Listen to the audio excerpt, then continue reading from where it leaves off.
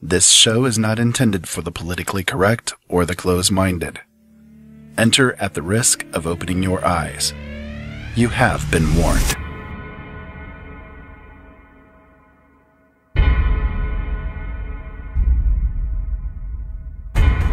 Why does the media attack an issue? To get primetime ratings? In my line of work, you got to keep repeating things over and over and over again for the truth to sink in. The Army Air Forces has announced that a flying disc has been found and is now in the possession of the Army. A moment comes when we step out from the old to the new, and when the soul of a nation, long suppressed, finds utterance.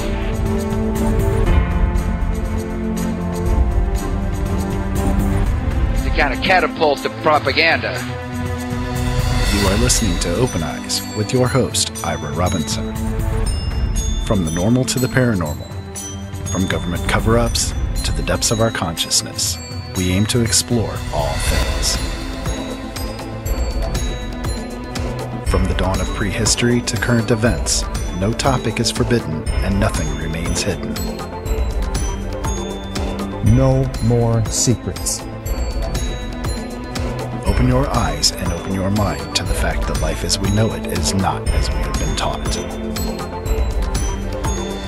Join us at latenightinthemidlands.com or openeyesnetwork.com as we take this brief journey through the depths of the cosmos and explore what it really means to be human.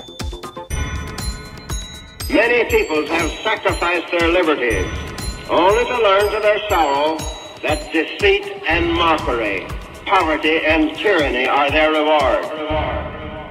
Whether you're online or offline, intercontinental or intergalactic, hello and welcome to Open Eyes. We are live and in person with you. Oh my goodness, it has been so long. I feel so guilty. I feel so terrible. But we are live and in person with you guys tonight. It is a Wednesday. It is July 12th. And yeah, we're in person with you. If you guys want to call in tonight, you can do so. The number is 260-494-3937. Hopefully our audio is coming through okay on everybody's end over there. And yeah, I think it's working all right, but I don't know. It's been a couple of weeks since we've been able to go live. A couple of weeks since we've been able to go live. And yeah, we're back in business again. But it's just been a cavalcade of craziness has been going on, to say the least. We're not going to get it deeply involved with everything, but it's just been one thing after the other. We ended up all getting the stomach flu. That lasted for a while. Had somebody move out of the house. That lasted for a while. We had to clean up the house after the person moved out. That lasted a while. It's been nuts. It's just been a crazy, crazy time. But anyways, again, if you guys want to call in, 260-494-3937 is the call-in number. Skype line is JDA Film. As always, we're over in the chat room at LNM Radio Network.com. You guys can also find us on YouTube, youtube.com/C/Open Eyes Network. And we're broadcasting on Facebook Live tonight as well, over at facebook.com/Open Eyes Network. So hopefully you guys are joining in with us and enjoying what will prove to be a good show, I am sure. Tonight we're going to cover our Adventures in Autism episode. It's been actually about 2 months since we've done an Adventures in Autism episode, because at the beginning of the month, everything seemed to go haywire. So we thought, you know what? I know it's like the middle of the month at this point, but heck with it, we're going to do it anyways.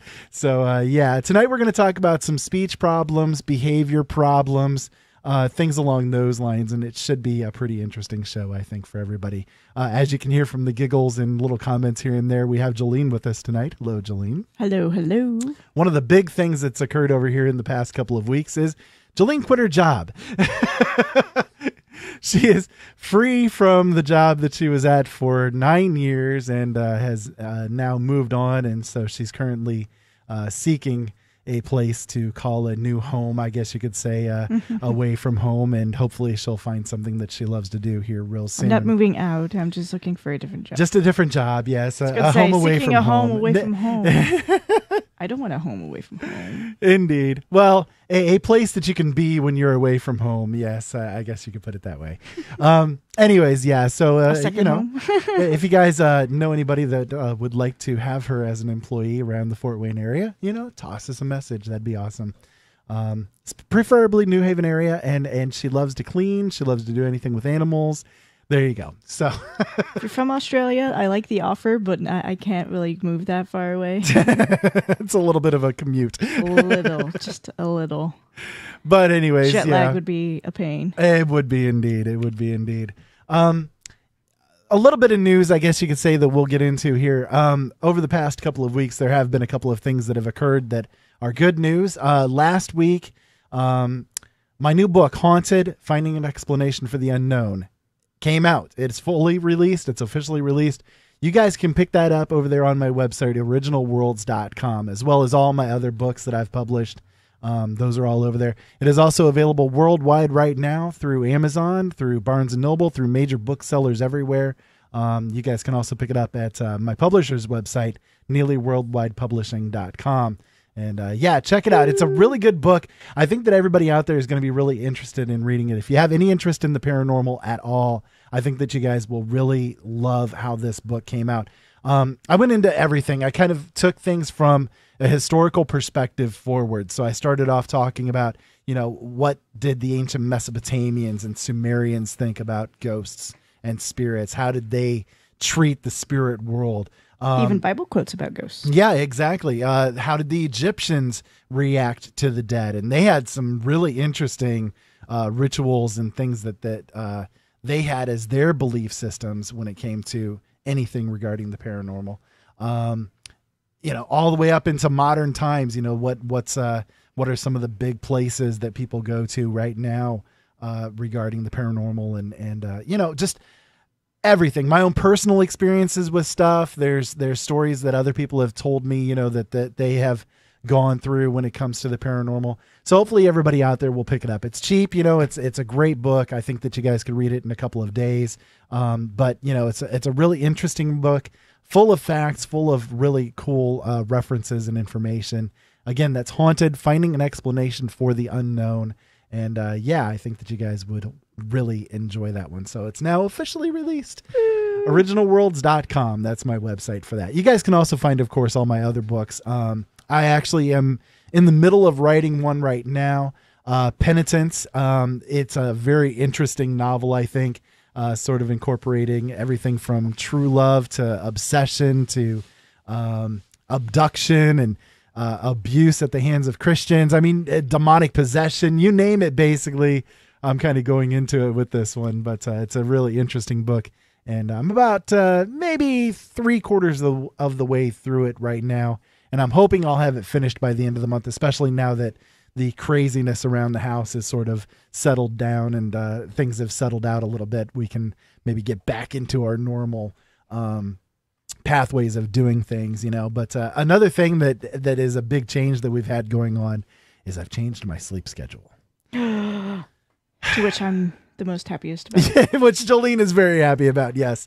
Right now I've been waking up at like 10 in the morning and sort of going to bed around midnight or 1 o'clock, which is sort of impacting the shows a little bit. But, we're getting by with that. And I'm sure as things go on, I'm going to get adjusted to it a little bit more. But this daylight stuff, I'm telling you, it's something I'm not used to. And yeah, he usually doesn't wake up until like 4 or 5 in the afternoon. my wake up time right now is my normal bedtime, and has been for years now. So yeah, a radical change in behavior for me, I guess you could say. But yeah, I mean, just a lot of things. There's time periods in your life, I guess you could say. I mean, we can go into this a little bit, because this does enter into some of the things regarding autism too. Because with all this stuff that's been going on, Seth, he's our son that has autism, and he's had to deal with all of these different changes that have been going on here in the household over the past couple of weeks too. So we've had this situation where we went from like the heights of heaven to the depths of hell. We had, somebody that was, just a mess. I mean, just a big tension mess kind of situation. With somebody that was here living with us. They're out now, and we had to deal with the repercussions of getting all of that cleaned up. We actually had to throw away a couch. I mean, we've threw away one old couch and got in a new one, and totally changed around the living room and everything.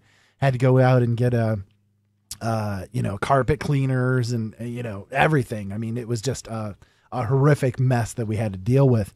So here's Seth, poor Seth with his autism, already having issues because of the tension that was going on in the house with all of this.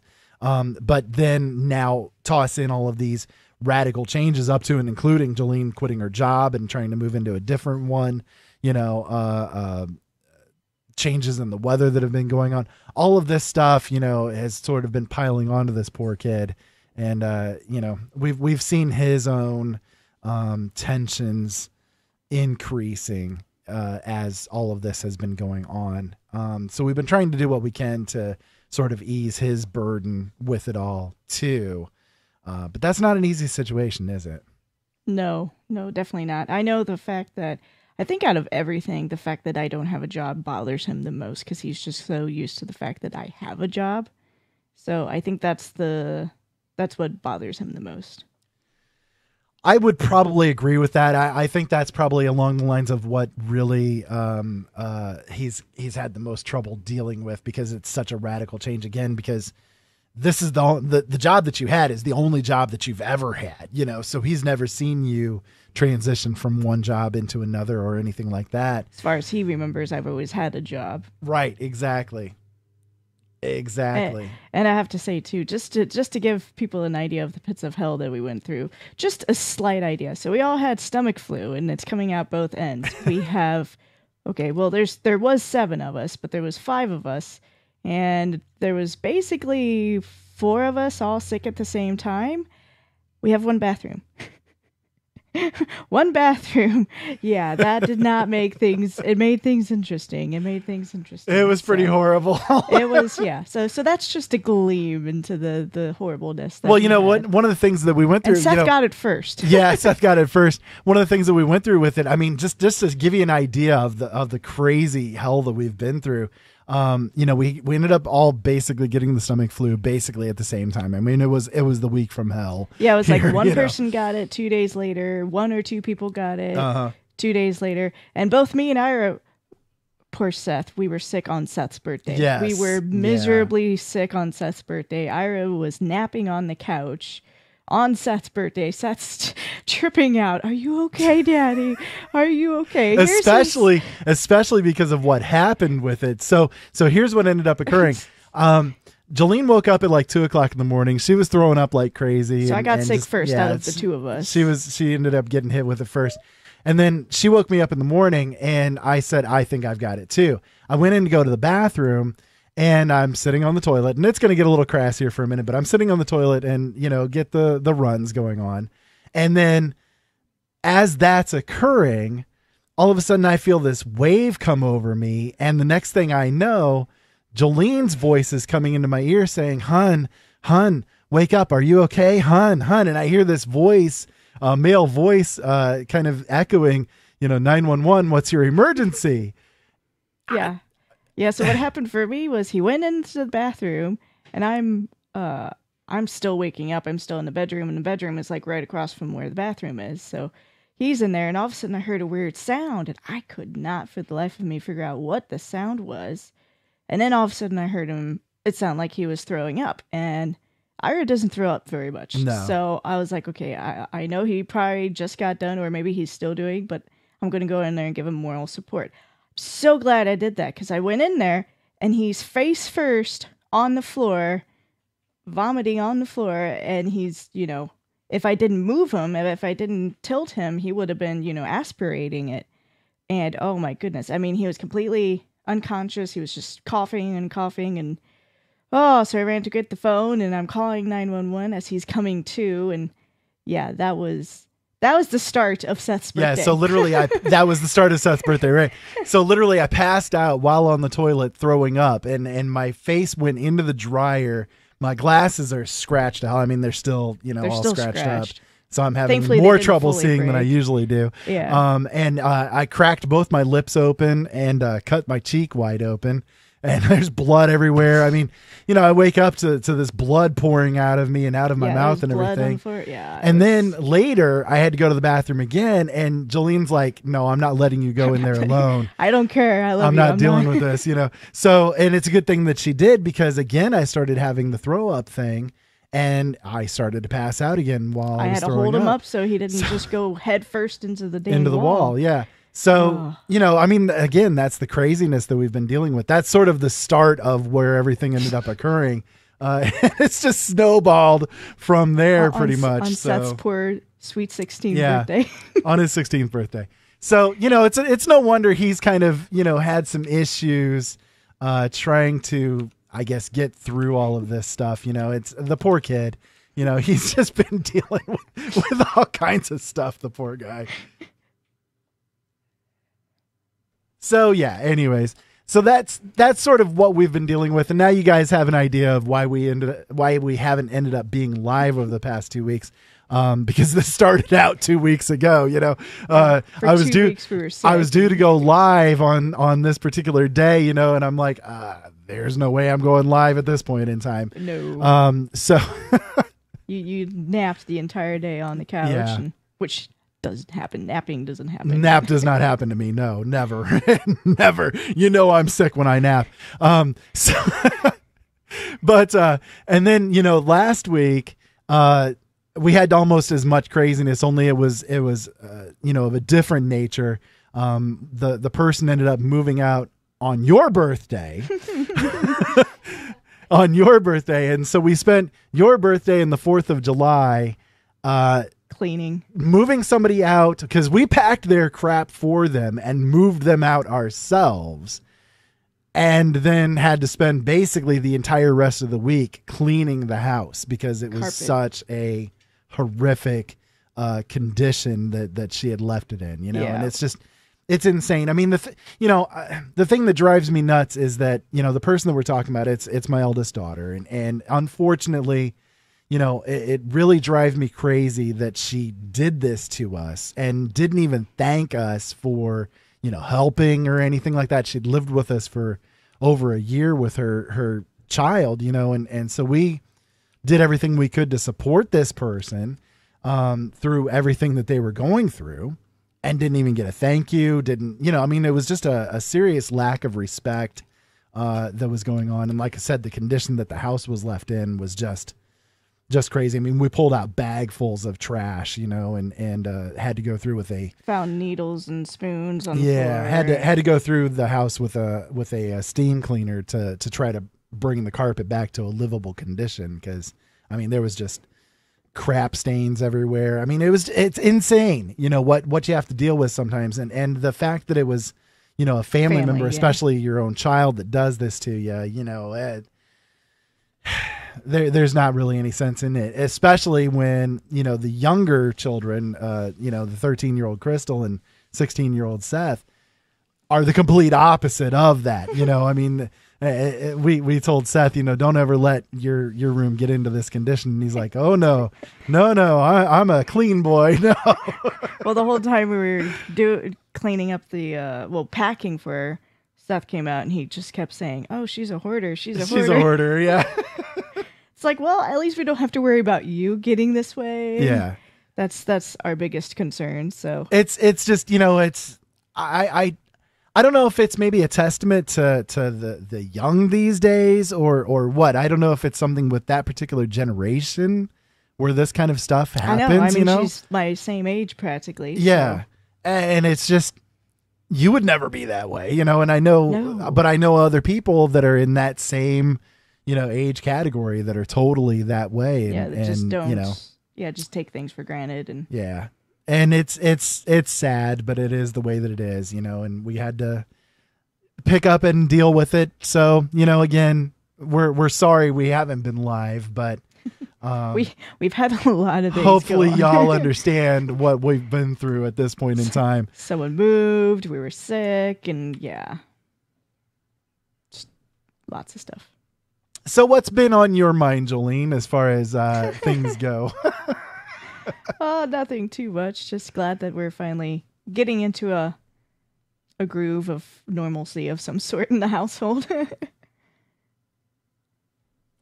It's been a mess, that, and when you're trying to deal with a mess and trying to be also on a live radio show, it's not really possible. I mean, I couldn't even concentrate on trying to do a show. I hadn't even written anything in a couple of weeks because of, all of the stuff that's been going on. Yeah, just so much has gone on. Which again made me feel bad. It's like I like to write something every day, just because that's what I am. I'm a writer, So when I don't get to write in a day, I start feeling the whole, jittery and I gotta write, I gotta write something, right?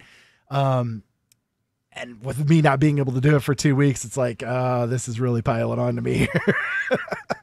But, we got things recovered. Everybody's healthy again. And hopefully with the mess being out of the house, the health-wise stuff is going to be, much improved from this point in time. And when you're stressing, that adds to it, and that's been a big factor with everything, is that there was a lot of stress going on in the house because of, the situation that we were dealing with. So hopefully now that the stress is relieved, it's weird. It's weird how you go through a period, where it's a year or two worth of just nothing but every day is stress piling on top of you more and more. And then you finally have that break, that release of the tension or the stress. And it's like, holy crap, this is night and day, It's really amazing the way that you end up feeling afterwards. Is it worth going through to get to that feeling? I'd rather not. I'd rather not. But it's nice that things are finally getting to a track. So yeah. Anyways, any other things that you want to add here in the beginning, Jolene? No, not really. Okay. Well, I'll tell you what, let's go ahead and hit a break. And when we come back, we'll start in fresh again with the autism part of the show. Like I said, I just wanted to take this beginning part of the show just to let everybody know what's been going on, catching everybody up on stuff a little bit. And hopefully you guys now understand things a little bit.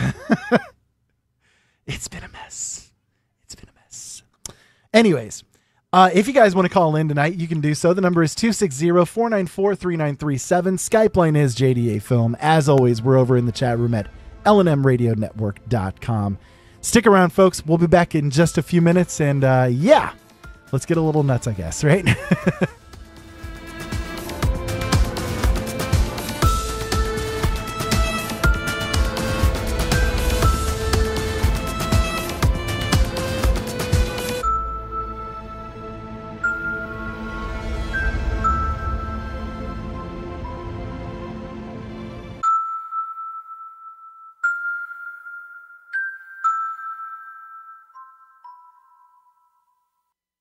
Why subscribe to Late Night in the Midlands, you ask? Well, I'll tell you why. Late Night in the Midlands covers everything, and through the thousands of expert guests who have joined Michael Vera on his show, come pieces of the big puzzle, which started many years ago. Michael and his guests reveal information dating back to the beginning of time. To this very moment, Michael Vera not only brings you the best guests with the best information, but Michael is not afraid to call out those who are less than honest.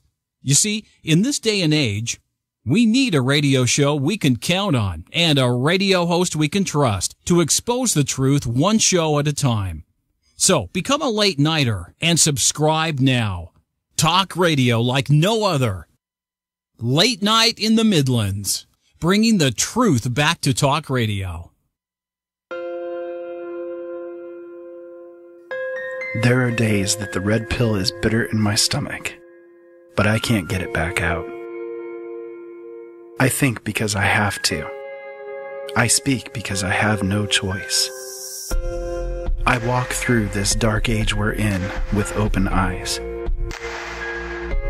Listen to Open Eyes on LateNightInTheMidlands.com. And together, maybe we won't stumble and fall. When you need a reliable source for your toner, where do you turn? Laser Technologies International Incorporated, your source for quality laser printer, copier and fax toner. We supply a frustration-free cartridge guaranteed not to harm your printer. delivering 100% of the quality at a fraction of the price. We have products for most major brands. Find us on the web at www.laser-technologies.com. Email us at service@laser-technologies.com. Call us at 561-792-9600. That's 561-792-9600. Laser Technologies, 561-792-9600. Providing excellent customer service since 1995. Ben Franklin said, "If you do the same thing tomorrow as you did today, you're going to get the same tomorrow as you got today." Changing the world starts with you, and changing you starts with changing the way you think. Late Night in the Midlands can help. Listen to all of our shows at latenightinthemidlands.com, because things really do need to change.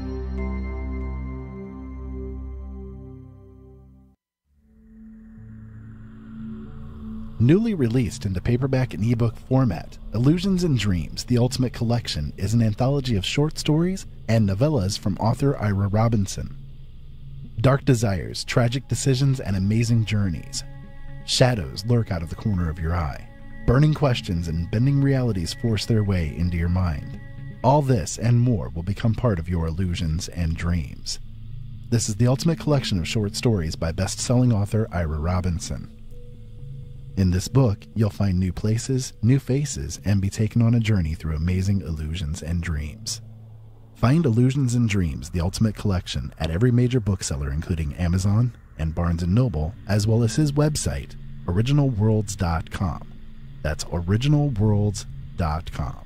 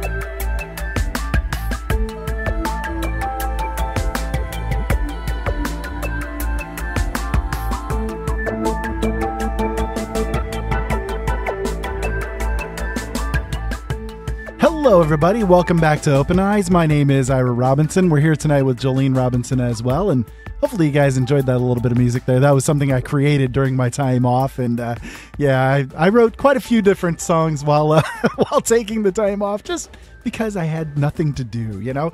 So, just a little something I created. I think it turned out really nice. But anyways, if you guys want to call in tonight, we are live. 260-494-3937 is the call-in number. JDA Film is our Skype line, and as always, we're over in the chat room at LNM Radio Network.com. Hopefully you guys are enjoying the show so far.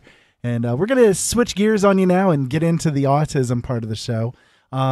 We talked a little bit about Seth there towards the beginning, but for those that aren't aware, we have a lot of first-time listeners, all the time. So for those that aren't aware, our son Seth, who is now 16 years old, has autism. Specifically, the type of autism he has is called childhood disintegrative disorder, which is what, and Jolene has the hiccups. I'm sorry. Which is one of the rarer forms of autism. The specific type that he's got is that if things aren't constantly relearned and reinforced, he loses it. So memories and that kind of thing, they're disconnected from him quite a bit. And then he has the standard autism things as well, not looking in the eyes and trouble communicating and speech problems and social interactions. Yes, exactly. So, with that in mind, now bear in mind, we're not, medical professionals, although I am a doctor. We're not medical professionals or anything. We're just parents of autistic child that are looking to help out those in the community out there that might be dealing with the same kind of stuff. As a resource, we've gone through a lot of experiences with Seth. He's been going through this stuff since he was 2.5 years old. So, we've got quite a few years of experience regarding this kind of thing. And we've run across a lot of things that have really worked for us and really haven't worked for us. So, take those kind of things in mind with the stuff that we're talking about tonight. And again, if you guys want to call in with your own stories or your own things that you've found work or don't work, we'd love to hear from you guys. 260-494-3937. So, Jolene, let's get into it. We're going to get into speech issues first, I think, right? Yes. So why don't you get us started with all of that idea? Why did you come up with that particular idea? Okay. And excuse me for my hiccups. They're not wanting to go away. I was trying all break long to get them to go away. So, okay, speech issues. We talk to communicate to each other. So that was kind of where the idea of it came along. Like, for example, an issue he's having of late in our household is you're having to become more technical when telling him about things. He didn't always used to be this way, but now when you talk to him, you really have to lay down like the fine details of what you're saying. So you can't just say, "Oh, in a bit we're going to go somewhere." No, you have to tell him, at 2:00 we're going to leave to go to wherever we're going to go. You can't just say in a bit. You have to be as technical as you can, which, I mean, that's how it is for any autistic, but you can't just, you really can't do that with him. And with him as well, you need to do things really far ahead of time, as far ahead of time as you can. So if we're planning on going somewhere, we'll bring it up, days ahead of time and remind him every day that on this day at such and such time, we're going to be doing X thing, because again, with his specific type, he might not even remember that we mentioned it or anything like that, and then get upset because all of a sudden you're hitting him with something that he's perceiving as being new out of nowhere. So that's another trouble that we have to deal with him. Yeah, exactly. So, going along with speech and communications and whatnot, one thing to keep in mind is just because someone can't speak 100%, it doesn't mean they don't understand what's being said to them. Now, obviously, comprehension is different for everyone, especially someone who does have disabilities, but just because someone isn't able to speak, don't think that they don't understand what you're saying. An example is if someone is mute, just because they're mute doesn't mean they don't know what you're saying. They just don't speak. They have the inability to speak. An example is that Crystal takes Taekwondo. In her class, there's a gentleman, and he's got a form of mutism. I don't know how you pronounce it, but yeah, he's got a form of it. He will talk, but it's very quiet, and you really have to push him to do it. But obviously, if you push too hard, it'll be even harder for him. But if you get what I'm saying, but I mean, he understands everything just perfectly fine, and he's a teenager, so just because someone can't speak doesn't mean they don't understand. Sure, you don't write them off, like as an example, you, when you were a child, you have memories of when you were a baby, and you remember people talking around you. Yeah. People talking around you and you trying to communicate yourself, and all that was coming out was blah, Yeah. Yeah. So, I mean, I remember that way, too, what it's like. Another example is... You remember the frustration that you felt with it, too. Exactly. And then another example, too, is I can't remember her last name, but that Carly girl. We've talked about her before. The Carly autism girl. You can see videos of her online. Carly's Cafe. Her last name starts with an M, I believe. Fleischman. Oh, it starts with F. I'm sorry. Yeah, I was looking her up. I was trying to remember it too. Yeah, Carly Fleischman.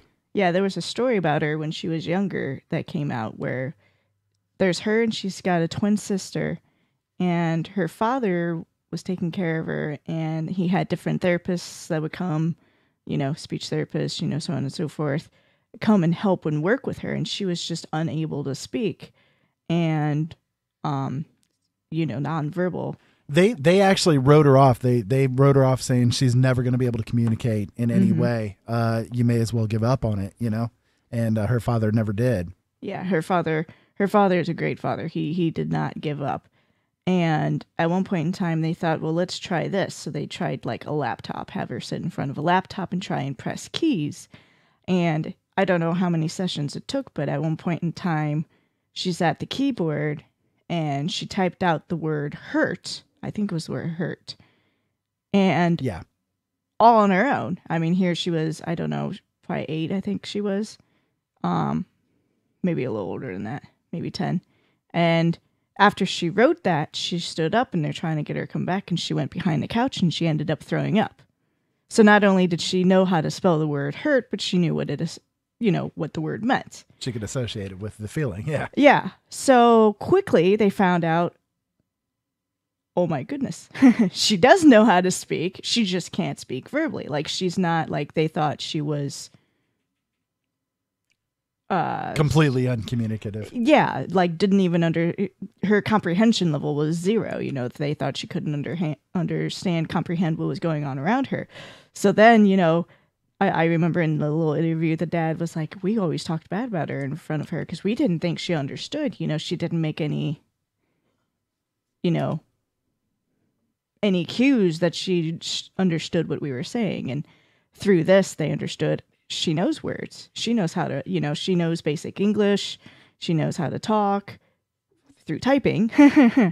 And, all of a sudden her personality has bloomed. So if you look online, you can look like on YouTube for, like I said, it was called Carly's Cafe. You can watch a little video that she, with her help from her dad and other people, put out what it's like to be her in a social setting. So yeah, let's get into that a little bit, actually, because that's one of the things that is important to understand. If you guys have never dealt with somebody that has autism, especially profound autism, one of the issues is that they, like with your normal person, quote unquote, there's filters that are built into the brain that allow data that's coming in. So the sounds that you're hearing, the sensations of air moving on your skin, the different smells that you're smelling, and the visual stuff that's coming in.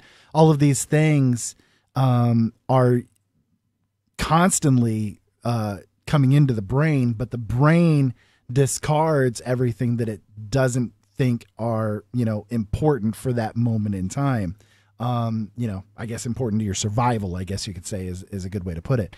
So, with an autistic person, many times one of the problems is that they don't have that filtering system that's there. Again, normal people, you know, the brain discards all of that stuff that it doesn't consider to be important. So you're not, while you are actually feeling the things, you know, the sensations, you're hearing the sounds, you're smelling the smells, tasting the tastes, the brain discards the things that are unimportant, and it just makes you focus on that one particular thing, you know, that you're paying attention to at that moment in time. With the autistic person, most of the time, they don't have that filter. Everything they're constantly aware of. They're constantly aware of that sensation on the skin. They're constantly aware of the sounds coming in, constantly aware of the smells. And it builds up, you know, it builds up minute by minute, really. Yeah. So like, for example, say you're listening to this at your computer at home. For someone that is autistic, they would feel the sensation of the clothes. They would feel every article of the clothing. They would feel the chair that you're sitting in, the fabric or the hardness of the chair, the desk you're sitting at. Notice the smells coming from the computer, whether it be dust or electrical. You would notice the smells that are in the air, maybe smells from your clothes. Maybe you're wearing cologne, you're smelling that. Smelling the scent of the chair, and then just any other odors that are in the area. You'd notice the lights, every light source coming in, shining in. You would notice all this continuously. You know, there's no, you have to think about it for a second. No, it's always everything. there, always on. Yeah. So with all of that in mind, what ends up happening a lot of times is the brain, as it builds up all of this, you know, data that's coming in and no discarding of the data that's going out. Much of the time, an autistic person will end up going into a meltdown kind of a situation because there's too much sensation coming in. So one of the things that we're careful of with Seth is that we don't do loud noises, because the louder the noises are, the worse it is on him. We have to be careful about restaurants that we go to. If they're too loud, there's too many people, or the music's too loud. You know, a lot of times you go to a restaurant, they're blaring out the music through the speakers, you know, and all that kind of stuff. We can't go to that kind of a place with him because it would drive him crazy. You know, it would be a horrible experience for him and for everybody that's with us, because, you know, we have to be there with him. Right. So, you know, all of those things combined, it becomes a very horrible type of a situation to deal with, which kind of gets into the behavioral problems that we'll get into later on. But anyways, so as far as speech goes, though, go ahead. Yeah. So if they do have difficulty communicating, that would obviously cause behavioral issues and temper tantrums, because if they have difficulty communicating to you, hey, this shirt is making me feel really, really bad because I'm feeling all this other stuff going on. Or, you know, that light is glaring at me and it's really bothering me. Can you turn it off? You know, so on and so forth. And they can't really say anything. Then that would obviously cause issues. It definitely would, especially too if perhaps they are completely nonverbal and you just completely write them off. Again, just because they don't speak, and just because they don't really give the impression that they understand, like in the Carly Fleischman, yeah. Fleischman, in her example, you know, same thing. Her dad saw her all the time and never suspected that she was able to understand speech, just because they can't talk and just because they don't make any recognition, seem to make any cues that they understand what's going on, doesn't mean that they don't understand what's going on. Someone in the YouTube chat room asked about like nature sounds, loud rivers, and nature sounds, birds, and that kind of thing. Does that have that long-term effect as well? And yes, it does. For example, if he's outside, you know, if Seth's outside and there's a lot of birds going on and he's, you know, hearing it, if it becomes continuous, you know, like the same bird chirping, for instance, over and over and over, I mean, it'll drive him crazy. Yeah, he'll start going, "Quiet, you stupid bird." Yeah, exactly. Yeah. So and he'll literally start barking just to try and scare it away. Yeah, exactly, just to get it to shut up. So yeah, definitely nature sounds, loud rivers, that kind of thing. Those would all impact that sensation thing that goes on. Yep. Yeah, we thankfully don't have anything like that too much around here. Like he doesn't even like a fan being on, because that sound of the fan is constantly rattling around in his brain. So like during the wintertime, we have the space heaters, and he does not want the space heater on because that fan is there, and it drives him nuts with it. So another one, we've got air conditioning, central air in the house, and he wants the vent in his room to be closed, because when the central air kicks on, the breeze starts to move around a little bit in his room, and he doesn't like the feeling of that breeze blowing on his skin. It just. And he has the hottest room. And he has the hottest room in the house. Go figure. So. So yeah, it definitely does. It's weird, again, for someone that doesn't have the experiences of it. It's kind of hard to understand how that filtering thing works, but it again, it is the way that it is. Go ahead. Yeah. So just going along with that sort of thing, Seth, he himself went through all this, so he lost speech. So this is where we're coming from with everything. He completely lost his speech. He was able to speak up until he was about 3. Yeah. And then he lost his speech due to the autism. And he completely lost it. I mean, completely. When his autism kicked in, he was speaking pretty clearly, full sentences and communicating pretty fully, very understandably. And then it wasn't from one day to the next he lost his speech. It was a process that took about 6 months worth of time for it to go from being able to speak fully to having no speech capabilities whatsoever. And I remember distinctly there were times where he would come to me and try to express what was going on in his mind. And he would tell me things like, "Daddy, my brain feels like it's burning. My brain feels like it's on fire. Please help me." And I'm just like, how can I help you? There's nothing that I can do to stop this cascade from happening, So even as it was coming into fruition, he was having the understanding of what was going on, that something was wrong, but he couldn't express what the wrongness was, and even today he can't. And thankfully for him, at this point, he doesn't even remember that. No, no memory of it whatsoever.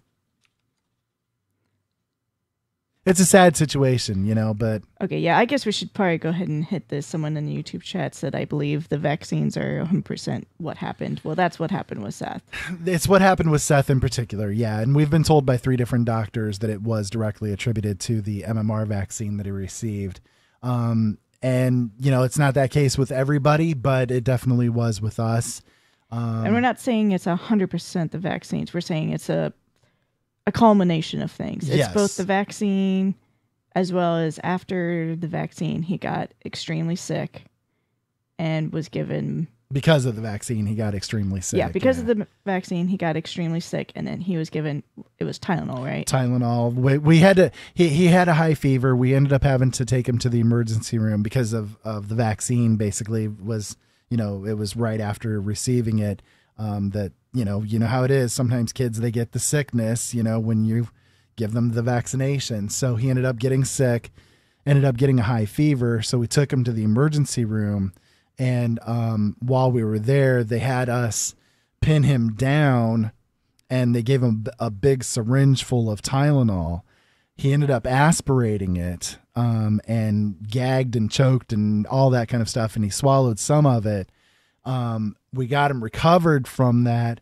And then the nurse brings in another big syringe full of Tylenol and wants him to take it because they didn't know how much of the Tylenol he got in that first dose.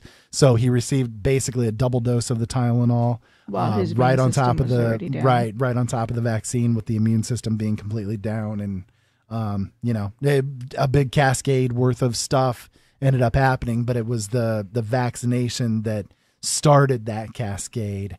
And if we had waited, perhaps he wouldn't have gone through this.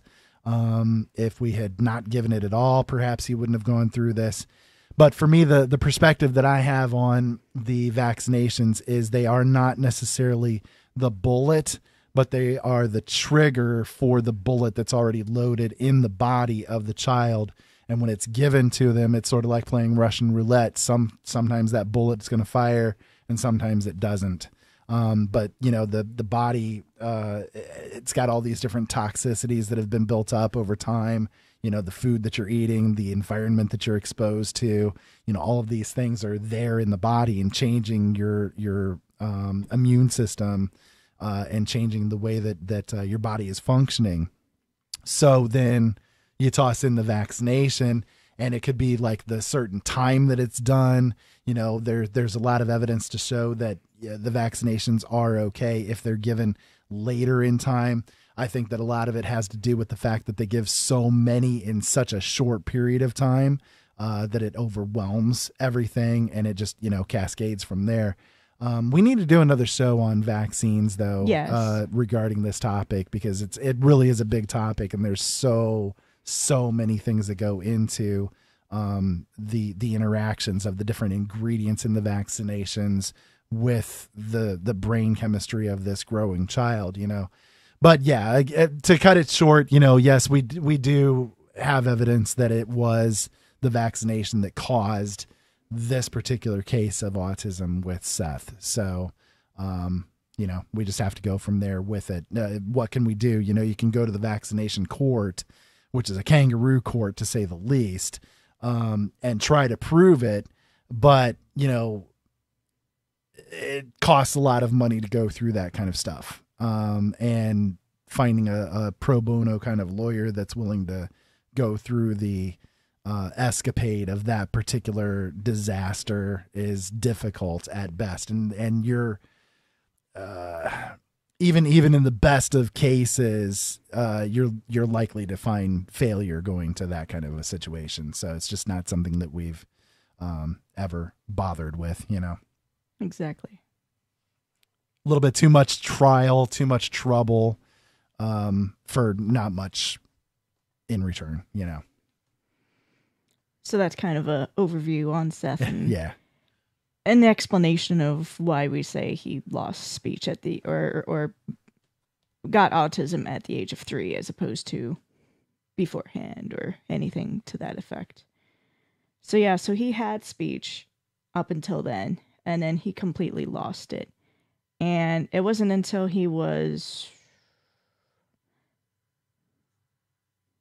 I don't know, I'd say about 6 that he started communicating enough to say the simple things he needs to get through. Yeah, it was almost a 2.5 year period of time between when he completely lost things and when he started that upswing, coming back to at least some sense of being able to communicate verbally. Before that, it was sort of restrained to grunts and groans, and maybe once in a great while he would point or something like that. But yeah, I remember a lot of pointing and temper tantruming because we just didn't know what he was pointing to. And yeah, we'd literally grab everything in the shelf that he's pointing towards, and there's nothing else up there, and temper tantrum, and it's like still not being able to figure it out. Yeah, I just don't know what he's wanting, what he's looking for. He had different, and if you have a child that's this way, you got to really pay attention to them, because then you got to learn their language. So for example, he had meant a lot of things, juice, Jew was how he said it, Jew. Jew, mo, Daddy. That's how he said daddy. Daddy.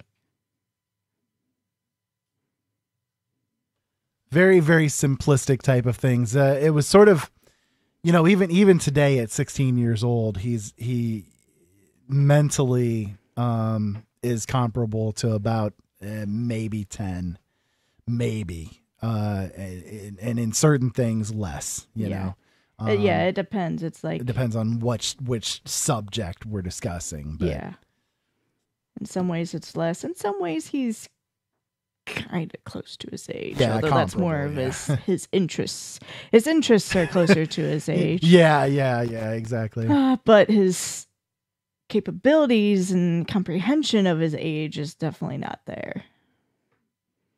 I mean, he's to the point now he can speak. Like if he came out here, you could hear him talk and you could understand. Yeah, I mean, if you guys want an example, I mean, he does have a video channel, and this is something that I wanted to bring up with tonight's episode so that you guys can get an idea. I mean, he does have a video channel. What is it? Games and Crafty is what he's got it called. But I have it linked up to my YouTube account. If you guys want to check it out, it's on my front page of my YouTube channel over there at youtube.com/C/Open Eyes Network. For years now, he's been into watching like the video gamers, playing the games and doing commentary and stuff. And for a while, one of the ways that he was doing to actually relearn communicating was he would sit down with Jolene and watch some of these commentators together. And then if they played a game together, he would actually mimic as if he's one of these video game commenters, right? So like doing the commentaries on things. That's how he always talked. So, it worked out. I know a lot of people, they poo-poo on these video game commenters and all that kind of stuff and think, why would anybody get into that kind of stuff? But, for someone like Seth, that was perfect. I mean, it actually re-taught him to communicate somewhat, a really cool kind of way. Yeah, it's funny because a few years ago, like he was pretty comparable to how he is now with speaking. The only difference was he was slower and he stuttered a lot more. He slurred his words and he stuttered a lot more. So he would talk and like an example would be, "Hello, my name is Seth, and today, I'm going to show you my toys." And that's kind of how he would talk, He'd speak a little slow, on some words it would be drawn out. Either the beginning or the end of the word, he'd kind of do a stutter kind of situation. Or he'd repeat the word over and over. Yeah, or he'd just plain repeat the actual word. So because he always loved to do the whole commentary thing that you were mentioning, we ended up getting him a webcam. We had no intentions of him doing actual YouTube or anything, but we just, hey, you can get a webcam. Oh my goodness, he had fun with that. And that severely helped.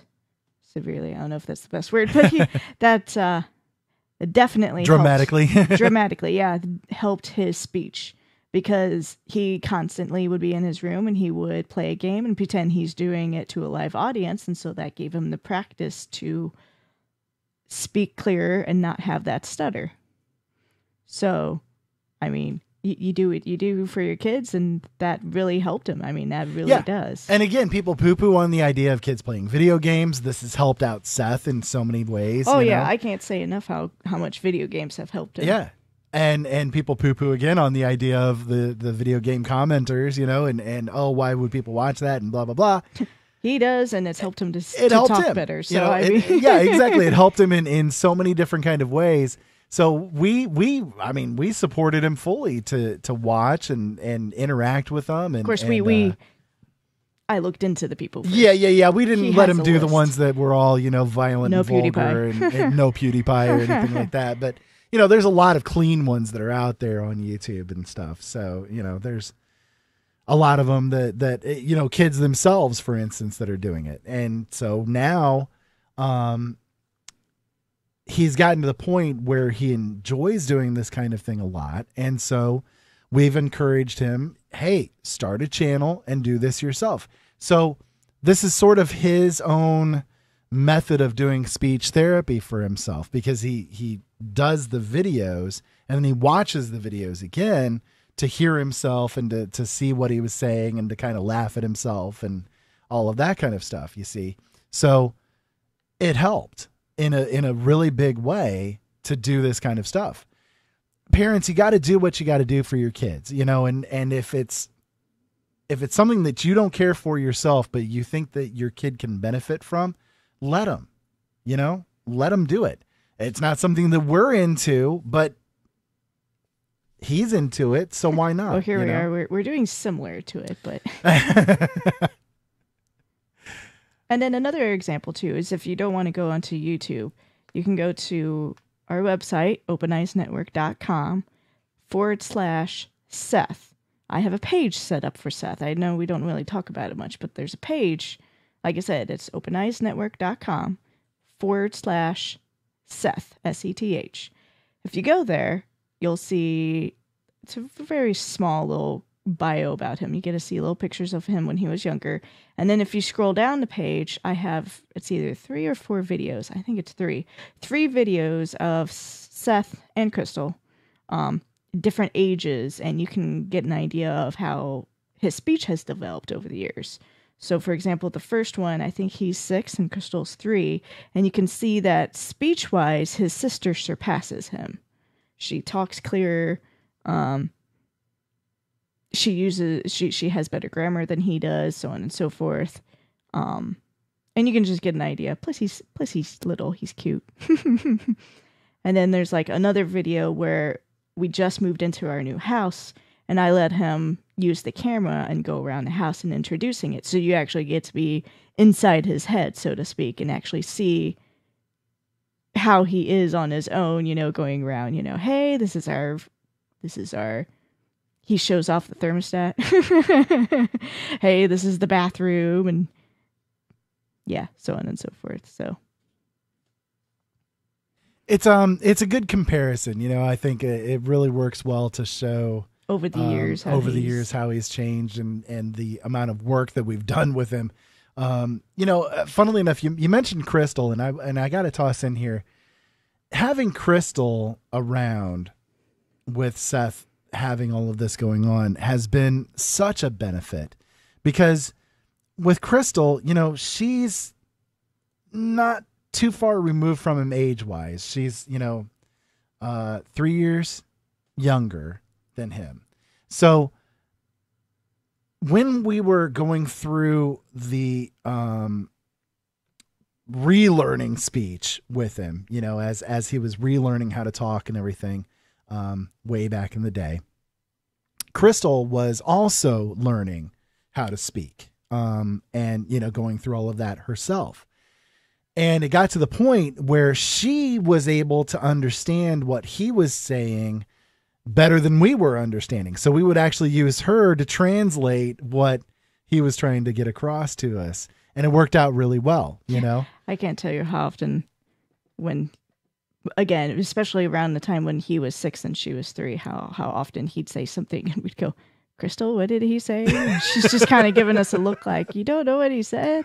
What are you doing? What's the matter with you? I'm not a parrot. Why am I? But it worked. You know, it was, again, what we had to do, right? To be able to get through everything that we were going through with him. And I think that, again, you know, one of the things that we've talked about before on the show is the idea of having siblings, especially after you've had a child that has autism. You know, that decision, that kind of bone-crushing decision of whether or not to maybe risk having that kind of thing happen again. You know, there are benefits to having a sibling. Oh yeah, around, Seth's definitely mimicked Crystal over the years, and she's definitely a big support for him. I'm sorry, she's a big support for him. Definitely, she's and the good thing is she does look after him too. Like, she's taken on that role, and it's not something we've had to ask her to do or anything. She's just kind of on her own, looked after her brother and such. So it's really good to see. So we've got we're going to hit a break here pretty soon, but what else do you have as far as the speech specifically stuff is concerned? Just basically,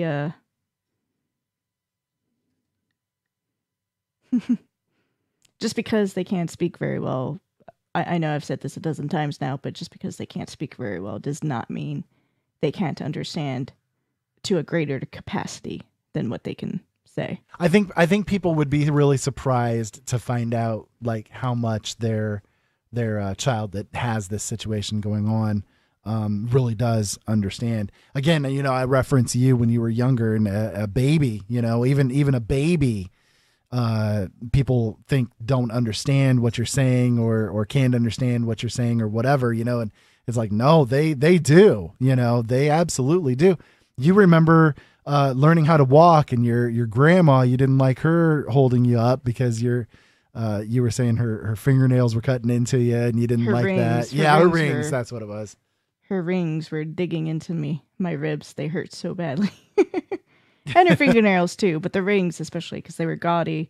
They were all big and gaudy, and some of them were turned inward, you know, not facing out, but they were, you know, inward towards the fingers. So parts of the gems and the sides of it was poking into me, and it hurt. It did not feel good. So again, you remember this stuff, you know, and if you remember this stuff, you knew that it was happening then. So I think that people, when they are speaking in front of their children and they don't think that they're understanding, they're doing a disservice to that child, because that child does understand. You know, you're proof positive yourself that kind of thing really is a reality, you know? Well, one thing you could say too, to put yourself into the shoes of, say, someone that's autistic, you could also, I think we've all had this experience where perhaps you are trying to remember like a lyrics to a song. You know them in your head, like you're quite literally saying the lyrics in your head, but you're having difficulty saying what it is. You know, you're having difficulty actually speaking whatever the lyrics are, if that makes sense. You know what I'm trying to say? Yeah. So if you can remember that instance, then just think of that, and that's just how it is always for someone who's autistic. The words are in their heads, or not just autistic, but any sort of developmental, you know, speech development. Right. It could be along the lines of, in their brain, they know what to say, but somewhere between the brain and the tongue, the brain and the mouth, they just can't speak it. It's there. It's getting lost somewhere. Yeah, somewhere. They're just not able to push it out. Maybe it's something electrical that's going on where the signal just isn't getting to the throat correctly. Maybe it's something with the brain itself is, you know, halting it somewhere in the middle or something like that. You know, it's hard to tell. You know, there's different situations for different people. It could also be, depending on the person's age and how they speak, it could be that they're very self-conscious of the way they speak and go, I don't want to humiliate myself because here I hardly speak and I don't want to speak and butcher up the word, you know? Right. Exactly. So, you know, there's a lot of different factors when it comes to all of this stuff. But again, you know, we wanted to bring up this issue of speech because there's a lot of different things with it that I think a lot of people aren't really aware of. You know, a lot of people aren't aware of this whole thing of the inability to have that filter there. You know, a lot of people aren't aware of that situation. So they get around an autistic person and they get loud, they get up in their face, you know, all that kind of stuff. Well, that just makes them into a worse situation, right? Yeah. Gets into the behavioral problems, which we're going to get into when we come back from this break. If you guys want to call in tonight, you can do so. The number tonight is 260-494-3937. Our Skype line is JDA Film. And as always, you can reach us over in the chat room at LNMRadioNetwork.com. Make sure you guys stick around. We got a lot more to go. And yes, we are live tonight for those that aren't aware. We will be back in just a few minutes, folks.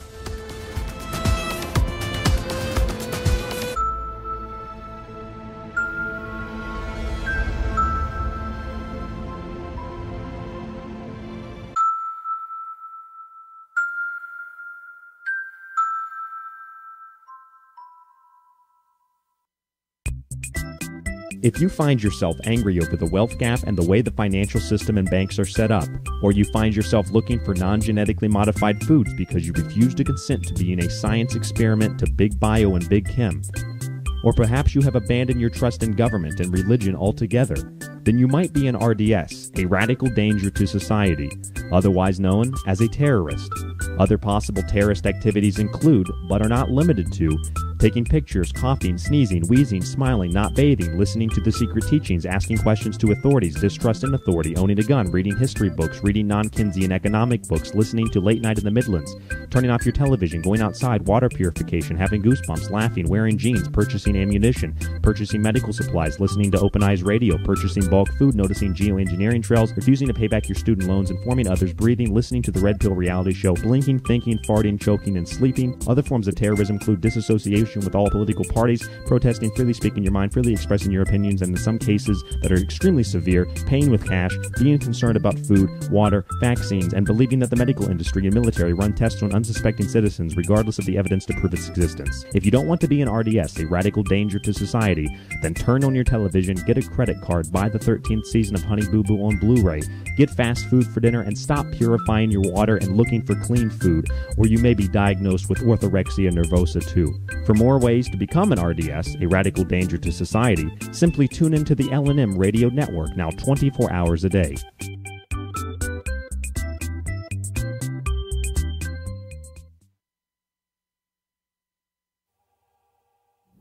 The new priests are the purveyors of the now.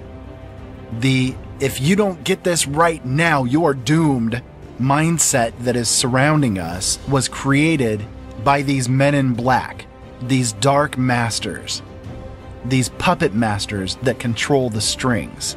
They, the ones with the real knowledge of how reality works, those that know and understand the origins of us. Those are the ones controlling the masses through the media, through the politics, through everything that causes us to be divided, losing the sense of what is really real. That reality is that we are all connected, all together in this thought experiment that the universe is running. We are intimately connected together, forever traveling through the universe at light speed. We're all breathing the same air. The same energies pass through us. The same emotions that you feel are the same emotions that I feel. We are all one. Stop being divided by them. Stop letting the priests of chaos and blight rule you. Stop believing the lies. The LNM Radio Network and Late Night in the Midlands depends on you, the listener. Without you, there would be no us. So help us continue to bring you the best guests with the best information and subscribe today. Information on becoming an LNM subscriber can be found at the top of LateNightInTheMidlands.com. Just click the About Subscriptions tab and become part of the family while helping the truth stay alive. And while you're at it, maybe subscriptions aren't for you. A one-time donation helps as well. Click that donate button on the right side of LateNightInTheMidlands.com and help us help you. Tragic devastation drove them underground. Abject desperation brought them back out again. Their world had changed. Alien creatures greeted them with misery in tow and enslavement in mind. Into this world a girl was born. Made mute by a mistake of birth, Aylin's inability to communicate with others of her kind was absolute. But natural things, animals, trees, the softly creeping things in the night, were open to her and had many things to teach her, including how to save her world from those beings that held her people in thrall. Aylin's first Silent Steps are just the beginning. Silent Steps is the first book in the Takik Cycle trilogy. Aylin is a young girl caught in a world that she is unable to communicate with, trapped between her people and the monstrous creatures that enslave them. With each step she takes, she comes ever closer to her destiny. Aylin has been thrust into the center of a power play for the control of her people, swept into a tide of events that will change the face of her planet forever. Purchase Silent Steps now at any major retailer worldwide, or online at Amazon, Barnes & Noble, or Neely Worldwide Publishing. You can also order a signed copy at Ira Robinson's website, originalworlds.com.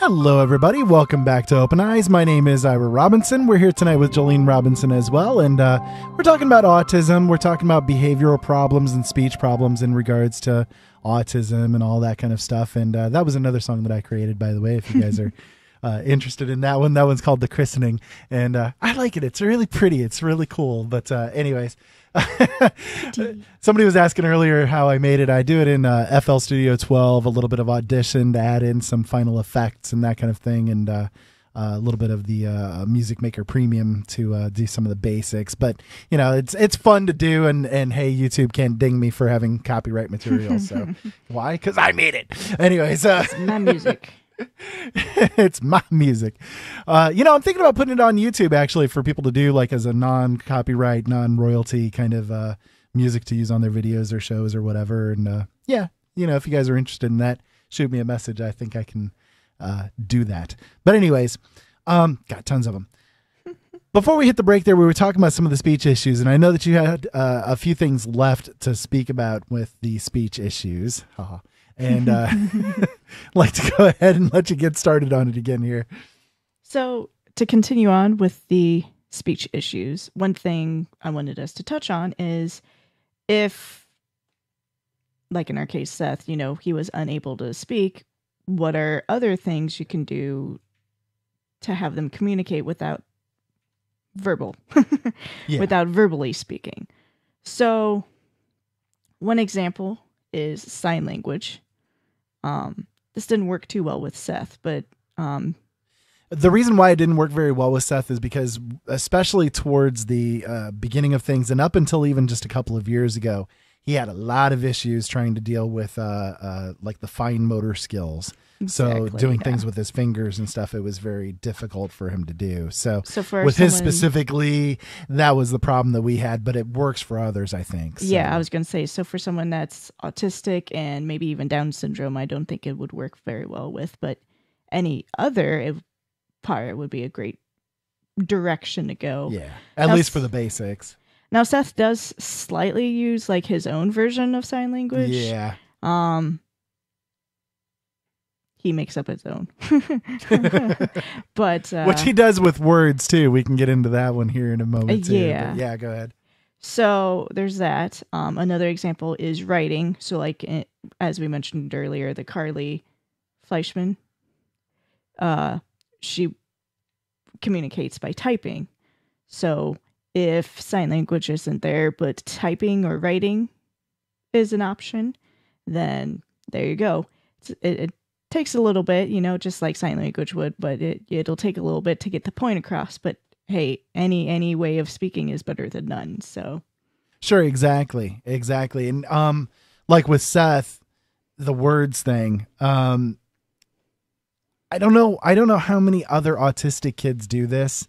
I've heard from other parents that have autistic children that theirs do, but it's kind of, you know, hit or miss, I think.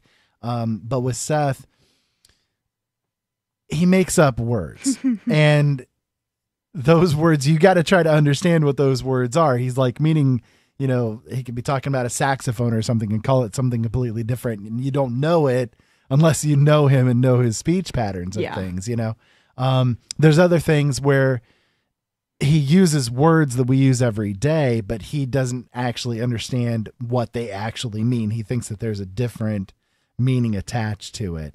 So, you know, like just as a weird off the cuff example, he could say light, but he could be meaning, you know, a battery or something like that, you know, just well, no, as I have an example. Okay, go ahead. We, you know, he does forget every once in a while that what he has is called autism, especially the specific form. But we brought it up again recently for him. It was a few months ago, and I mentioned, you know, hey, we're going to go see someone for your autism, and he said, my autism? He said, well, why? I was like, well, it'd be good, you know, trying to explain it without making him scared, and he said, we're going to go see a specialist about my face? I was like, your face? He's like, yeah, isn't autism what these things are? He's pointing to the pimples on his face. I said, no, that's acne. Acne! Oh! So it's like this whole entire time he thought autism was acne. And yeah, so. The poor kid. Yeah. But yeah, that's just a great example of how things are. You know, he thinks that he understands what one word means, and when he's using it, he attaches that particular meaning to that word. But you might be thinking of something completely different, and the confusion that ends up happening because of that communication error that's going on can really lead to some disastrous situations. Exactly. So imagine us realizing now, you know, oh, so here he was okay with saying I have autism because the entire time he thought autism meant acne. Right. And then realizing, oh, no, that's called acne. Oh, okay. You know, now it's oh, okay. So so now he's had to readjust his way of thinking with everything. And, you know, it's a difficult situation. It's hard to deal with. But again, you know, as a parent, you've got to do what you've got to do and try to have some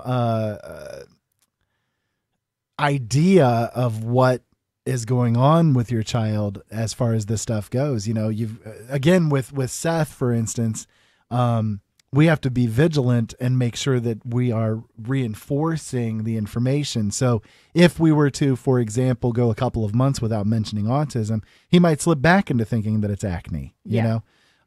But we just forget the word altogether. Right. Exactly. Because that happens. I mean, that definitely does happen. He'll forget. You'd think of it as a common everyday word, and then you bring it up, and what's that mean? Right. You know, again, as an example with the memory problems, he's had a lot of shows that he watches over the years that have been his favorite shows. I mean, he would just watch them religiously over and over and over until we had to replace the DVD and watch it over and over again from there. And he has no memory of ever watching them, never even heard of them. Yeah, well, you know? An example of that is there's this movie that he's had forever. And what was it, a month ago? Just a few weeks ago, he was cleaning out his movies, seeing if there's any he didn't want anymore. And he came out and he's like, Daddy, what's this movie? It's Milo and Otis. You don't remember that movie? Milo and who? Milo and Otis. I've never heard of this movie before. And here's Crystal. Even I remember the movie. Yeah, yeah. And he would watch that movie over and over. We were so sick of Milo and Otis. Oh my God, we were so sick and tired. But it was a movie we could Milo put and on. freaking Otis. But if he was having a grumpy day, it was a movie we could put on, and he would just be mellow. Yeah, he would just he would chill. instantly chill out. Yeah. Yeah, exactly. So I mean, that's an example again of how that memory thing with him works. And it's difficult, you know, because that same memory problem is attached to the speech problems. It's attached to the behavioral problems. It's attached to the, you know, issues of bathrooming, for instance. I mean, I had to go through when you know, we got him a stick of deodorant and some cologne and taught him how to use it. You know, here's how you use it. You know, here's what it's for. And then 2 months later, I had to go through and do it all over again because he had forgotten all about it. And it was like it never, ever happened to begin with, you know? So. And then 2 months ago, just a month ago or whatnot, you had to go over it again. Exactly. Yeah.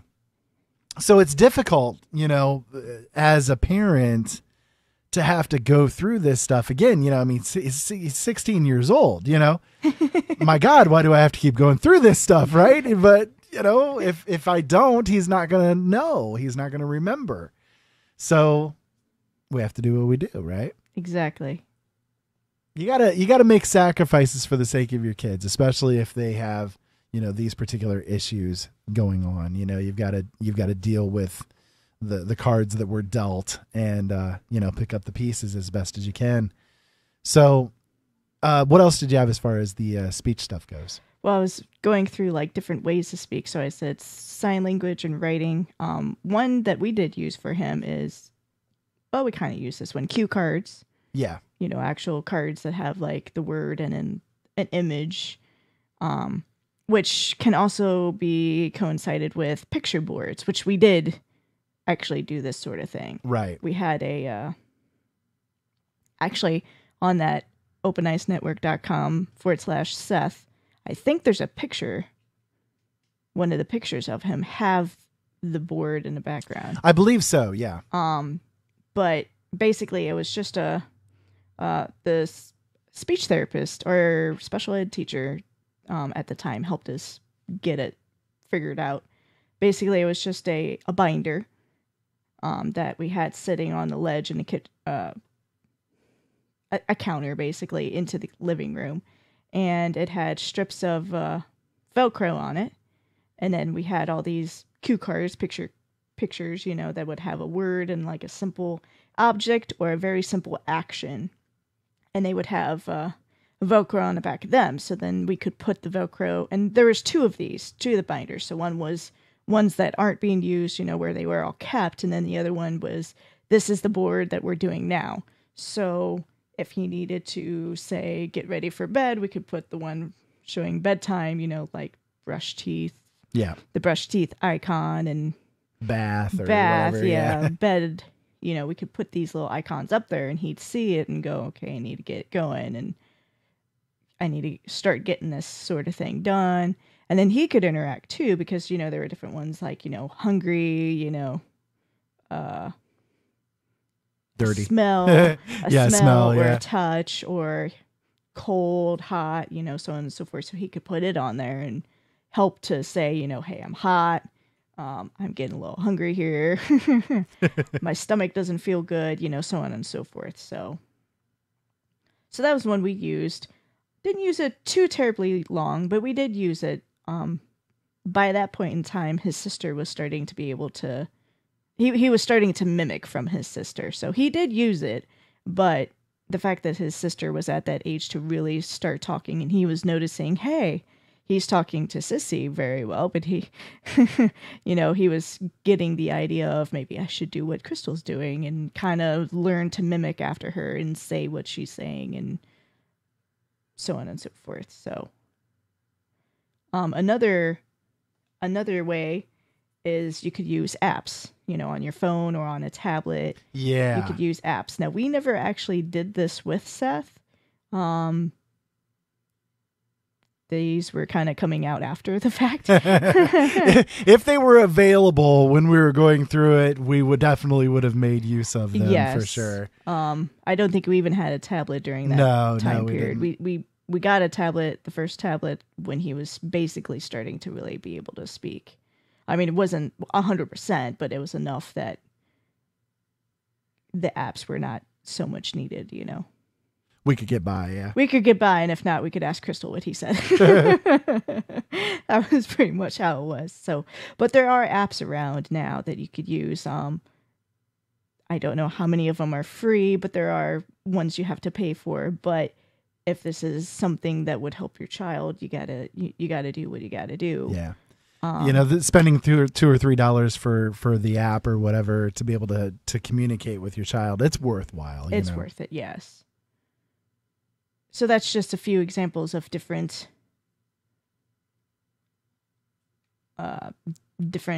avenues you can take to have your child be able to communicate without relying on just speaking it. And they're pretty good ideas, I think. You know, there are a lot of others out there too. These are just sort of basic ones to help people get started a little bit, or maybe think of you know, things that you hadn't thought of or whatever. Mm-hmm. The cue cards thing, it worked well. You know, it worked well for us for the time period that we did it. But we ended up kind of pushing him to the point where he was able to get by without having to use them. Which we were appreciative of, you know, so that we didn't have to worry about doing it.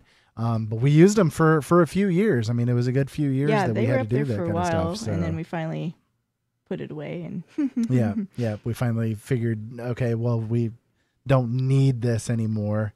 You know, and one thing that helps out too, as far as the speech problems and behavioral problems both are concerned, is finding a routine. You know, the structure is such a big thing when it comes to an autistic kid or really any kid with behavioral problems to begin with. Mm-hmm. But especially one with autism.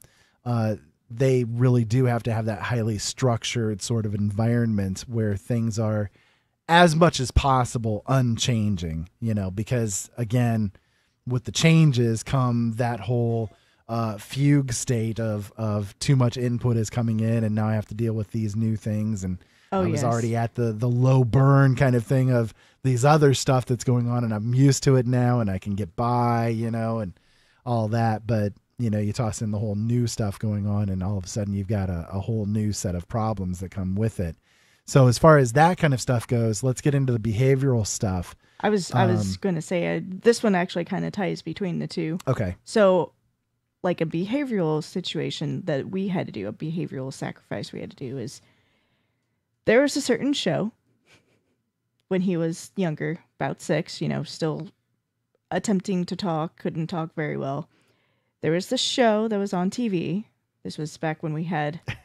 Is this the one with the B and a number? Yes. This was back when we had more than just the basic channels. And he knew what time it came on. Like, he knew looking at the clock, the digital clock. He knew what time it came on. He knew what channel it came on.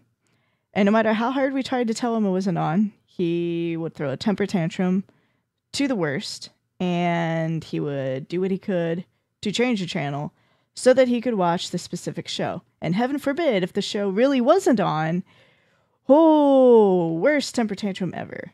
And this show, the reason we would try to tell him it's not on, or try to tell him it wasn't on, is for whatever reason, it was a cartoon show. Isn't it a Cartoon Network? No, it was a Nickelodeon, I think. No. Was it? No, maybe it was a I Cartoon Cartoon Network. Network. Okay, either way, maybe it is Nickelodeon now that I think about it. Okay, it doesn't matter. Either way, it's just a little cartoon. It's for kids, we'll say the name in a minute here, but he watches other shows that are similar. Doesn't bother him one bit. This show, for whatever reason, he would watch it and get violent. He would watch it and turn around. Every time he watched it, he would hurt Crystal in some way, shape, or form. He would kick her. He would bite her. He bit her a lot. Or he would scratch at her while watching the show. And if we didn't turn the show on, the worst temper tantrum in the world. So the show was called Ben 10. And it was Cartoon Network. It was Cartoon Network. See, that's what I thought it was. Yeah. Okay. So I don't know why. Like, he could watch Courage the Cowardly Dog. He could be fine with that. He could watch, just, I don't know, a myriad of other shows that are along the same basis, like Power Rangers. I mean, it's kind of, he could watch Pokemon, Digimon. He could watch those shows and he was fine. But for whatever reason, Ben 10, he could not handle that show. He would watch it and he would get violent. And if he didn't watch it, he'd be violent with an Almost attitude. as bad, yeah. Violent with a bad attitude. So eventually we got rid of cable and went to just the basic channels, which, funnily enough, the day it happened, we actually lost power in the entire house. So that was a convenient way to go, the TV is going silly, and the TV's broke. It's not getting those channels anymore. And because we were able to keep the remote, thankfully. Yeah. So instead, we had different shows like Word World, which actually helped him speech-wise. But yeah, that's an example of behaviorally what. Yeah, so we sacrificed the cable that we were watching, and the TV that we had in order to make his behavior change and become better. So then after that, he was secluded to basically just PBS. Yeah, PBS Sprout and PBS Kids. And yeah, that was pretty much the only channels that he had, because we dropped everything. I mean, we dropped everything. We just had the basic channels we could get. Yep, on an antenna. Yeah, which was like, 6 channels? Yeah. So he was very secluded. I mean, it was the same for Crystal, but she was little enough. It wasn't a huge... Yeah, she didn't care too much. ...deal either way. So instead of watching, the Ben 10 and this show and that show and that show and this show, which, I mean, it was slightly sad because he couldn't watch SpongeBob, and SpongeBob he loved forever. Yeah. But instead he watched shows, like I said, like Word World, which... definitely did help him with speech and counting, spelling. and then Word Girl and this show and that show, and they were calmer shows, so he was able to watch them better. And then we found out that Max and Ruby is a great show to calm him down with. Oh, so. Yeah.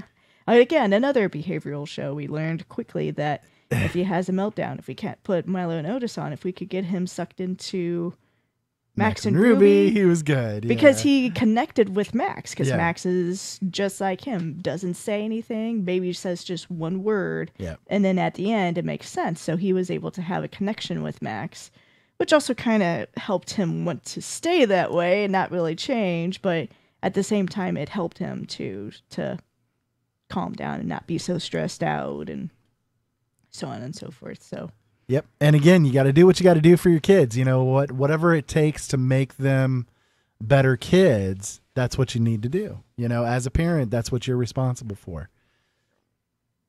And a lot of people might disagree with that, but that's how we are. You know, that's the way we look at things.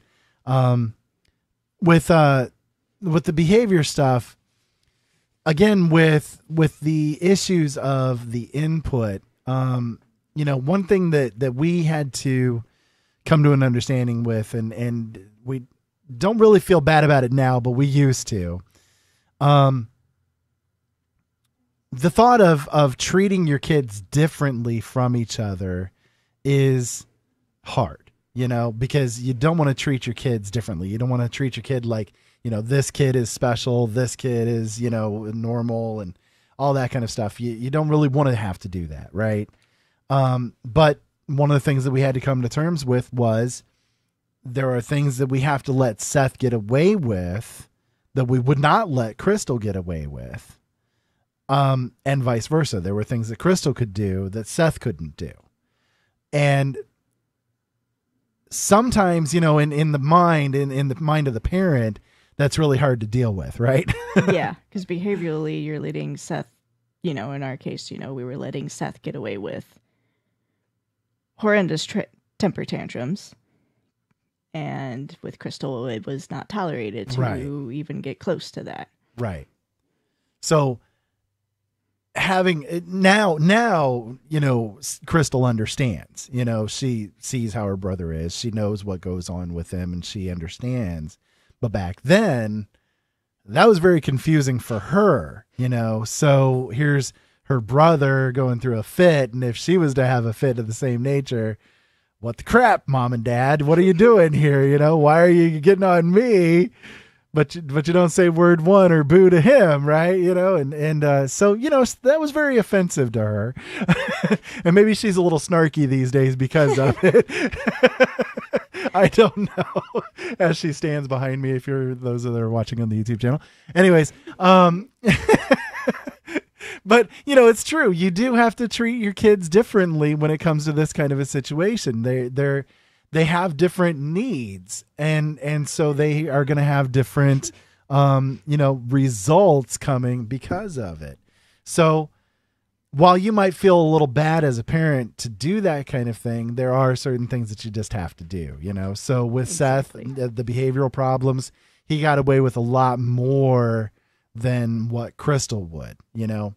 Or, you know, wouldn't be punished, and yet she would, you know, no grounding, you know, and this is taken away and whatever, you know. No, we couldn't really do that because a lot of times when he was having a meltdown, you know, when they have a meltdown, they don't even understand why they're having a meltdown. It's just happening, you know. It's like just all of a sudden that circuit inside of them breaks and they switch into this whole new mode of being, you know, and they don't have really any understanding of why they're doing it. It just happens. And if you can do what you can do to stave it off as much as possible before it even gets to that point, then that's what is the big driving force, you know, behind a lot of stuff. What we do here is designed to prevent Seth from getting to that point to begin with. If he gets to that point, we can deal with it from there. But our main goal is to do what we can to not even let him get to that point. So we do things in the household geared towards, you know, that goal, right? Exactly, yes. So go on with that. Let's see where you lead us there. Well, like an example is, well, you could say this, he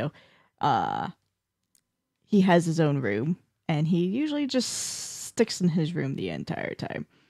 That's one of the ways we do to keep him from having a meltdown, which I mean isn't too uncommon for a child to have their own room. Sure, I mean he's 16 as well, so I mean every 16-year-old boy pretty much wants their own room or has their own room, exactly, and pretty much hangs out in there. But my point all day long. But my point is though, he's in there, and we don't try to do what we can to get him out.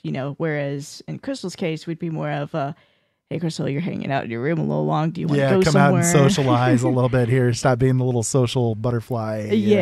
Whereas with Seth, we won't so much. Whereas with Seth, it's like, just leave him be. He's in his room, so that means he wants to be in his room. If his door is closed, he definitely wants to be left alone. And if his door is open, then he's okay for things to happen, and so on and so forth. So, so that's one. And that doesn't mean that we're not attentive, though. That's the one thing. No. We're always very hyper aware of what's going on in his room, even whether or not his door is closed or not. If he's, because he might be playing a game or watching a video or something, and that could be sending him into a meltdown. And we're understanding, we're able to hear that coming. We're able to feel that coming, and we can, stop it before it gets to that point. Hopefully. Unless I mean, it's usually we can. Point, usually if he starts getting to that road, he usually starts stomping his feet. And we can feel it and understand it. That there's it's going there's on, signs, so. Yeah, we've gotten accustomed to his own particular style of doing things. So when he's heading towards a meltdown, we know those signals, as they're coming. And I'm sure you guys out there, if you're parents or siblings of an autistic child, you're the same kind of way. You can see that signaling happening and sort of stave it off from there. Yeah, I was going to say even Crystal's that way. For example, we went to the park yesterday. And, at first everyone was all happy about the idea of, hey, we're going to the park. It's been a while since we've been to the park. We've been sick. Other things going on. Hey, let's go to the park, So we went to the park, and at first it was okay. And then we were there for a little while, and then Crystal came up to me, and she said, I think we should get going soon, because Seth's seeming like he's starting to get a bad mood, and if we leave now, he might not get that way, So, I mean, even she's attentive and understanding of what's going on. So sure, yeah. We went ahead, I ushered him over, I was watching him, of course, but I ushered him over, and he came over, and I was like, do you want to leave? Yes. No hemming or hawing. Yes. So we went ahead and left. I know it was saddening for Crystal. She wanted to stay more, but she made the sacrifice for him too. She made the sacrifice for her brother. So we went ahead and came home, and of course, by the time we came home, he started talking about his autism. So I think the whole fact that, he likes going to the park, but I think the fact that he sees other kids and knows that he's different is what kind of bothers him. Yeah, he's seeing the more normalcy with the others. And, exactly. And also, because of his social issues, he sees the other kids playing, for instance, and he sees little kids constantly coming up to Crystal, talking to her. And yet that doesn't happen too much with him. He's not getting the interaction, and if he does do the interactions in some kind of way, he's not very good at it. He's not. Well, like I said, I mentioned this before. When you talk to Seth, especially as he's getting older, you really have to be specific with him as to what you're saying. So, for example, one thing that happens in the household quite often that really confuses him is Grandma, who's older and is starting to forget things now. It's really starting to get to Seth. So sometimes Seth will come out and ask, hey, what's for dinner? And if he's asking Grandma might say, oh, do you want a grilled cheese sandwich? Seth will go, what? What do you mean? Do you want a grilled cheese sandwich? Not understanding that Grandma's saying, hey, I'll make you a grilled cheese sandwich for dinner because we know you're not going to eat what's for dinner, or maybe we're having a whatever day. He's just instantly confused. What do you mean? What are we having for dinner? And then sometimes Grandma will say, whatever you want, and he doesn't understand, that's what everyone's having, because whenever he asks what's everyone having, Right. whether that's what he's having or not, because he is, really picky when it comes to food. So he does tend to have a different dinner than the rest of us. Not always, like tonight, he actually had everything we had for once. Shock. Well, without the vegetables, but I mean, he had, everything else. So, but, that's something that you have to be specific with him about. So, for example, just a week ago, we had a whatever night. We were still recovering from being sick, so no one really felt like cooking, and not everyone even felt like eating. Yeah, we had some leftovers here and there. So. Yeah, so he kept asking Grandma, what are we having for dinner? And Grandma just kept saying, whatever you want. And he's like, well, what do you mean, whatever you want? And he just couldn't understand it. So finally, he came out again, and I knew he had to be getting hungry, so I pulled him to the side, and I said, I said, no one feels like cooking. So-and-so and so-and-so is still getting over being sick. So-and-so is not really hungry. So if you're hungry, I can make you whatever you want. But if you're not hungry, that's fine too. I know you're getting over being sick. But yeah, we're just doing whatever we want for tonight because no one feels like cooking and not everyone's hungry. He said, okay, thank you. I understand now. That's the answer that he needed, not just whatever. Needing that much more specificity regarding what was going on. Yeah. Yeah. Just being told whatever. Well, why? He needs that why. Why are we having whatever? Yeah, exactly. And that's something that's common, I think, with autistic people is that there has to be a lot of very extremely specific and detailed things given to them. About whatever it is that's going on. I like how you put it, it's like a computer, garbage in, garbage out, or you got to give the correct coding or it all falls apart. Yeah. I mean, that's exactly how it is with him. And I know it's that way with a lot of others as well. And again, that goes into that structuring thing that I was talking about earlier. That's part of the building of the structures is to be as detailed and specific as you can. And but a lot of times that takes a lot of time. Yeah, exactly. You can't be too complex either. You can't just. It takes a lot of time and a lot of effort to try to get it all accomplished, but it does work once you get the hang of it, or once you kind of get the feel for how your specific child is needing with this stuff. They're needy kids. I mean, it's just the way that it is. They're very complex, Yeah. There's a lot of things that you have to deal with it all. This might be TMI, but an example of how complex and how exact you have to be is, we had stomach flu recently. So to keep a check on how well Seth's doing bathroom wise, because we're not always there to, he's able to bathroom on his own kind of thing. So now, yeah. 2 years ago, that was another situation. Yeah. But, yeah. So he's able to bathroom on his own now. So we have to ask him, do you still have diarrhea?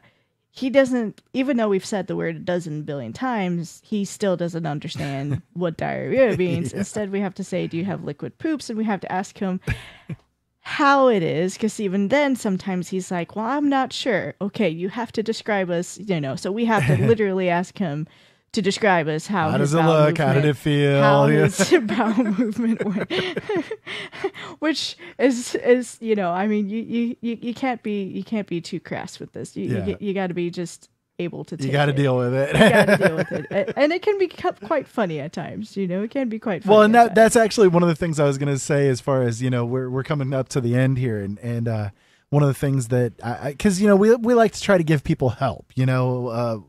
Solutions to the issues. So when it comes to behavior issues with Seth, you mentioned the humor thing. One of the things that we've done with him, and it's taken us a couple of years to build it up to this point, that we can do this with him.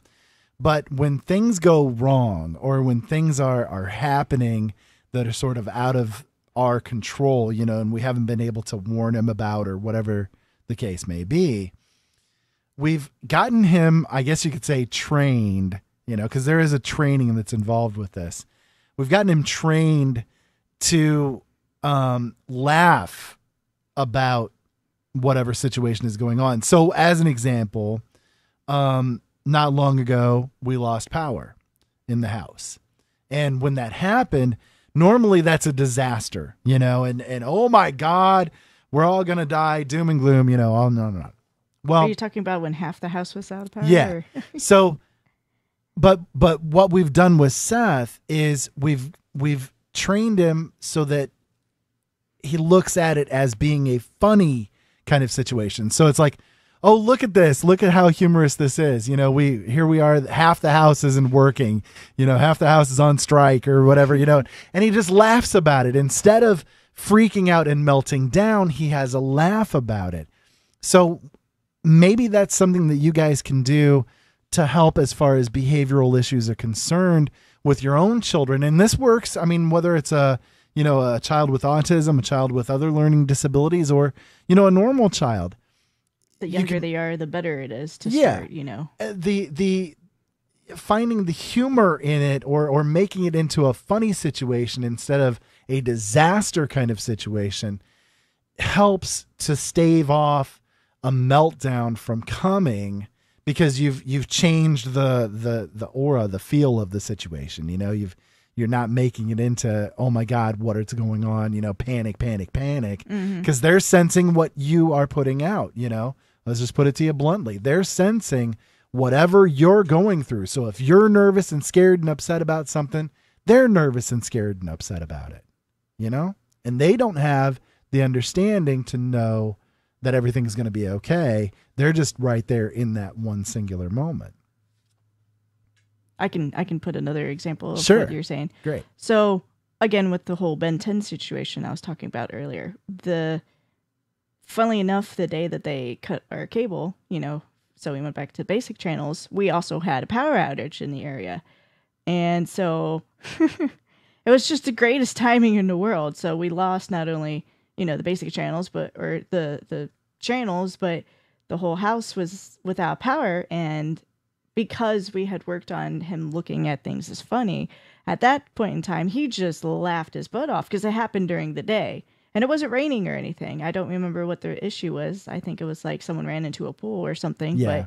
But the whole house, the whole neighborhood was without power. And he just found it just the funniest thing. He's like, it's not raining, But I mean, he wasn't able to really say that, but he was just laughing about it all. And instead of having the meltdown of, oh no, I can't watch Ben 10 because later on, the lights did come back on, but, he quickly discovered, oh, TV's not working like it should, Instead of having a meltdown because, oh, the TV doesn't have all the channels, we went from 200 plus channels to only 6. Instead of having a meltdown, he had just a laugh out of it, just, funny TV, and just, laughed and laughed. And so that night it was actually not that bad. He was a little lost because he didn't have Ben 10, but he didn't have the meltdown or temper tantrum that he usually would have, because he found it funny that, power went out and then the TV is sick, as we kind of put it to him. The TV's sick. It got sick, the lights went out and it's just going funny. And so it was okay for the next few days. He was able to adjust, and then before you know it, he forgot all about Ben 10. Exactly. And we've gone from there.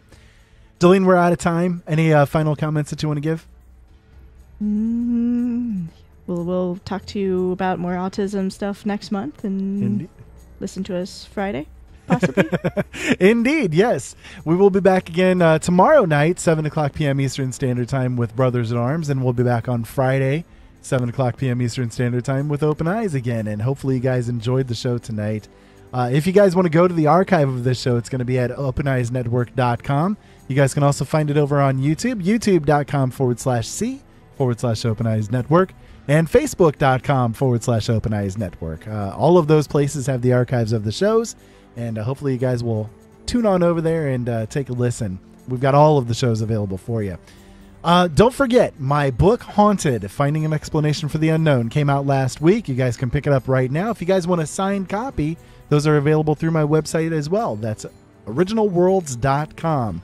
You guys can find all of my books over there. I've got Illusions and Dreams, When Good Relationships Go Bad, Silent Steps, the first book in the Takik cycle, On and on and on. Lots and lots of great stuff over there, as well as free stories for you guys to read. So check it out. If you guys want to send me an email, feedback@openeyesnetwork.com is the email address.